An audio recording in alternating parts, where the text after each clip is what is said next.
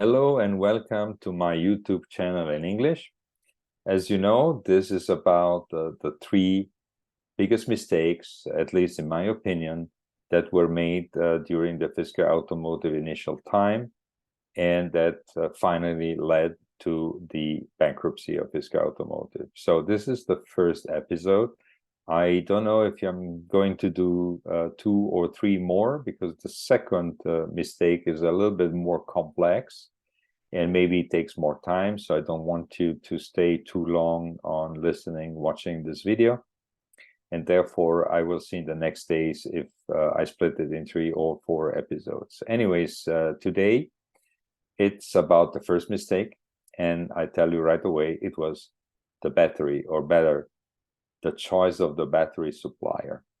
What you see behind my back, this was my workshop when I also, not only I was the first investor in Fisker Automotive, but I also was the first distributor in Europe for Fisker Automotive. So this picture was taken back in I guess this was late 2011 when we received the first demonstrator cars, and you see that one has different rims, because the one in the middle has a 21-inch rim with winter tire, and the other one is a 22-inch wheels with summer tires. So because we were close to winter, and we were close to the Alps, because crossing Italy, Austria, etc., which were my territory I was taking care of, we needed, of course, to have the winter tires, the car equipped with winter tires. Okay, so now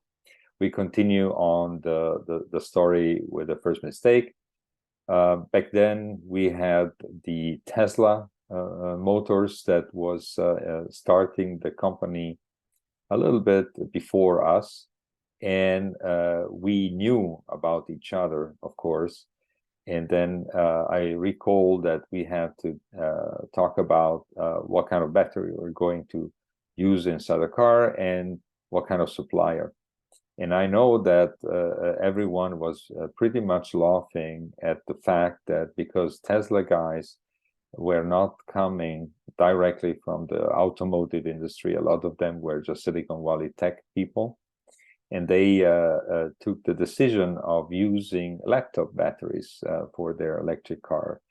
And you may remember that the Roadster was a derivative from a Lotus chassis. So they used the Lotus chassis, and then they took off the engine, the ICE engine, and then they made a battery pack that was exactly fitting into the engine compartment bay.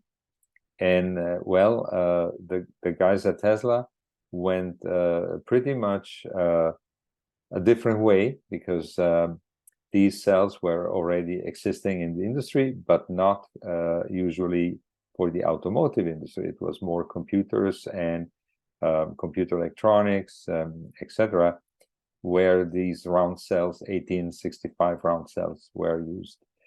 And so the engineers at Fisker said that we needed to have a different kind of cell, a pouch cell, which is more automotive grade, which has another advantage, and the cells, the round cells, would not be appropriate. And because I didn't know much about electric cars and batteries back then, of course, I was simply going to believe what they told me, and I didn't complain, or I didn't say anything negative about this decision. I know better now, of course, but this is pretty logical that the mistakes you do, when it's normally a bit too late. And in this case, the choice of the battery size and dimension and shape was not really the mistake. The mistake was the supplier. We had initially, I think, 5, 6 different suppliers. Some were pretty much startups, or most of them were pretty much startups and not really established brands. A123 was among them. And finally, we were going to use the A123 cells, and the company itself was as well a startup with no proven production. And this was, at the end, an incredible error, an incredible mistake, because rather than using someone like LG Chem, which we had later after all the troubles we had with A123, we used a startup as well. So a startup, the Fisker Automotive as a company, and also the production for the cells and for the battery pack was coming from a startup. And what happened is that the failures we had later, which I will then explain in the next episode as well, were leading to an incredible expense in terms of warranty, which A123 couldn't really pay. We had to pay the warranty to our customers, so it was really very, very tricky to keep up a good relationship with the customers we had back then, because you know, when something negative is popping up and it's going into the media, especially remember these years where 12 years before today, even today there is a lot of negative media against the electric vehicle. Imagine back then how it was. It was like being literally bombarded by negative news, and keeping up was not an easy task.